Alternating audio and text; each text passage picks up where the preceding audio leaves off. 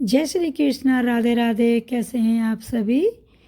ठाकुर जी की कृपा से आप सब अच्छे ही होंगे। मेरे लड्डू गोपाल चैनल में आप सभी का स्वागत है।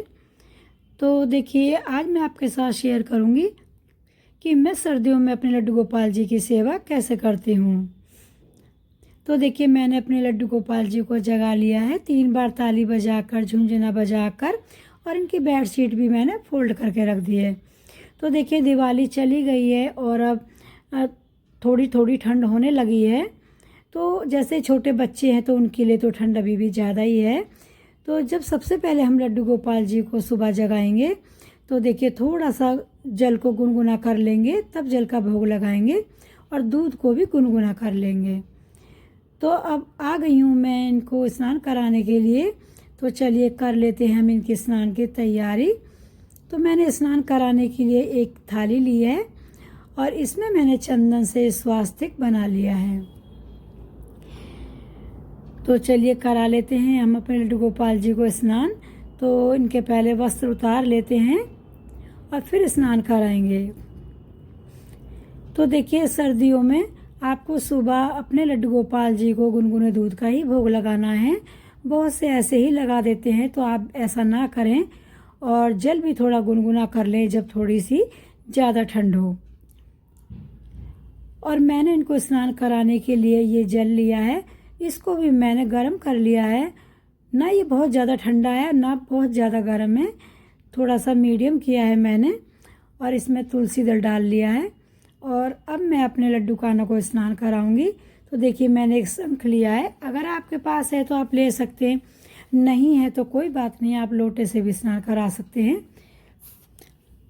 तो चलिए मैं स्नान करा लेती हूँ अपने लड्डू गोपाल जी को। तो देखिए, ठंडे पानी से अब तो बिल्कुल भी आप स्नान ना कराएं, आपको गर्म से ही कराना है क्योंकि अब ठंड शुरू हो गई है। और भोग भी आप अपने लड्डू गोपाल जी को बिल्कुल भी ठंडी चीज़ों का ना लगाएं। जैसे कि हमारी गर्मियों में सेवा अलग होती है और सर्दियों में अलग होती है। मौसम के अनुकूल ही हमें अपने ठाकुर जी की सेवा करनी होती है। तो चलिए, ये हम बिछा देते हैं एक कपड़ा और इस पर बिठा देंगे अपने लड्डू गोपाल जी को। और अब इनको हम टावल उड़ा देंगे क्योंकि सर्दी का समय है तो ठंड हो रही है, तो इसलिए हम इनको उड़ा देंगे। और चलिए, अब इस जल को डाल देते हैं हम इन गमलों में और तुलसी दल को हम निकाल लेंगे। तो ये डाल दिया है मैंने गमले में जल। और देखिए, हमारे यहाँ पर एक कबूतरी है, इसने अंडा दिया था, इसमें बच्चा भी निकला था। कौन कहता है कि हम किसी को घर नहीं दे सकते? देखिए, थोड़ी सी जगह में इन्होंने घर बना लिया है। और अब मैं अपने कान्हा जी को पोंछ लूँगी इन्हीं के टावल से इनको। तो देखिए, ये पीतल की धातु के होते हैं, तो अगर हम स्नान कराने के बाद में इनको नहीं पोंछेंगे तो ये काले पड़ जाते हैं। और ये मैंने लिया है नारियल तेल, तो मैं नारियल तेल से इनकी मालिश करूँगी। आप चाहें तो गाय का घी भी ले सकते हैं और सरसों का तेल भी गरम कर सकते हैं। तो देखिए, मैं तो इनकी इत्र से मालिश नहीं करती हूँ, मैं तो इनको देसी घी, गाय का घी या फिर नारियल तेल से ही करती हूँ। तो वो भी आपको थोड़ा गुनगुना कर लेना है। देखिए, मैंने गरम किया था पर ये फिर से जम गया है, तो मैं थोड़ा हथेली पर रखूँगी तो ये एकदम से पिघल जाएगा। कान्हा की मालिश हो गई है। अब देखिए, हम लड्डू गोपाल जी की भी मालिश कर लेते हैं। तो देखिए, भोग में आपको सर्दियों में दही तो बिल्कुल भी नहीं खिलानी अपने ठाकुर जी को। दही, आइसक्रीम, बहुत से भक्त ऐसे होते हैं कि लाड़ चाम में आइसक्रीम भी खिला देते हैं अपने ठाकुर जी को। तो देखिए, ऐसा ना करें। और जब भी आप भोग लगाएं तो अगर आप प्रॉपर भोजन बनाकर उनको भोग लगाते हैं तो वो भी थोड़ा सा हल्का गर्म ही होना चाहिए, ठंडा भोग ना लगाएं अपने लड्डू गोपाल जी को। तो मालिश करने के बाद में मैंने इनको पोंछ लिया था क्योंकि जो तेल है फिर इनकी पोशाक में लग जाएगा। और सर्दी के मौसम में देखिए, पोशाक भी आपको पूरी ही पहनानी है।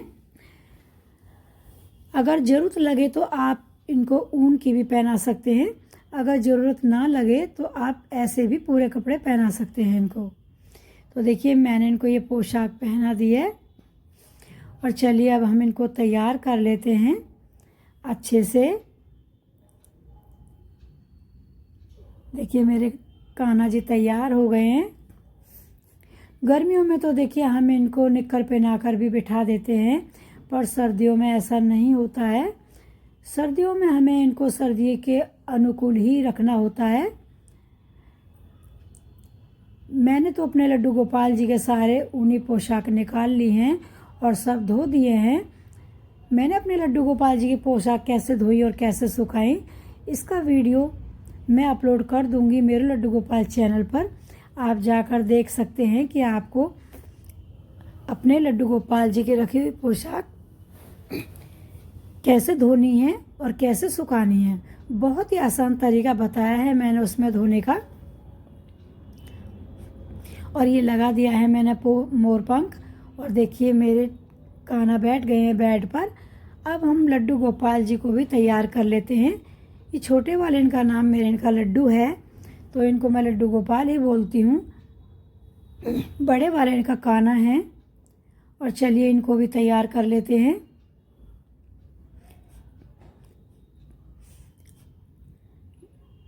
लड्डू को तैयार करने के बाद में देखिए फिर मैं दोनों को भोग लगाऊंगी। तो स्नान कराने के बाद में आपको भोग भी लगाना बहुत ज़रूरी है, क्योंकि स्नान करने के बाद में सभी को भूख लगती है, तो हमारे लड्डू गोपाल जी को भी लगती है। तो देखिए मेरे लड्डू कान्हा दोनों आ गए हैं। अब मैं इनको इत्र लगा दूंगी। तो मैं इनकी पोशाक पर, इनके वस्त्रों पर इत्र लगा देती हूँ, पर इनके अंग पर नहीं लगाती। और अब चंदन का टीका लगा लेते हैं। और मेरे लड्डू कान्हा तैयार हो गए हैं, तो दर्पण भी दिखा देंगे इनको। और ये दे देती हूँ मैं इनको बांसुरी। और अब लगा लेते हैं हम अपने लड्डू गोपाल जी को भोग। तो देखिए भोग में मैंने ये पंजीरी लड्डू लिया है अपने ठाकुर जी के लिए। तो आप चाहें कुछ भी ले सकते हैं, दूध भी ले सकते हैं थोड़ा गुनगुना करके, या आपने जो भी बनाया है थोड़ा सा गर्म भोग वो भी खिला सकते हैं। ज़्यादा गर्म ना हो, थोड़ा गुनगुना हो। तो मैं ये पंजीरी लड्डू का भोग लगा रही हूँ।